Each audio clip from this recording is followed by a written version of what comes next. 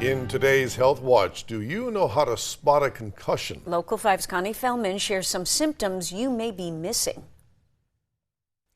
A fall, a hard hit, an accident, all of these things can jar your brain, causing a concussion. Symptoms can range from nausea to passing out. No matter what your symptoms are, you should see a doctor. But 5 in 10 concussions go underreported or even undetected. Now, new information has come out on the long-lasting impact of a concussion. 19 in this half. Oh my goodness. From the hard hits That way. to some pretty hard falls. More than 3 million people will suffer a concussion this year. We see a lot of concussions that happen on the playground or at recess or in PE class. But do you know the common signs? We always look out for loss of consciousness, which is actually pretty rare. Any stumbling, being off balance, vomiting. And then following the first several minutes, we look for headaches, dizziness, nausea, fogginess, any sensitivity to light or noise. There are actually 22 symptoms, but only one is required to diagnose a concussion.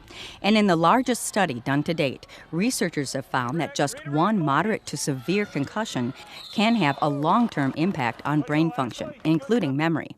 If you suffer 3 or more concussions, you are at higher risk for worsened brain function later in life. In particular, participants' attention spans were impacted, as well as their ability to complete complex tasks. If you had 4 or more mild concussions, processing speed and working memory worsened, and each additional reported concussion was linked to progressively worse cognitive function. So we used to think that concussion was a homogeneous injury, meaning a concussion is a concussion, everyone is the same. We now know the same person may have multiple concussions and they may all look very different. What researchers do know, anyone can get these. There's no blood test or scan to detect it, and no medicine to cure it.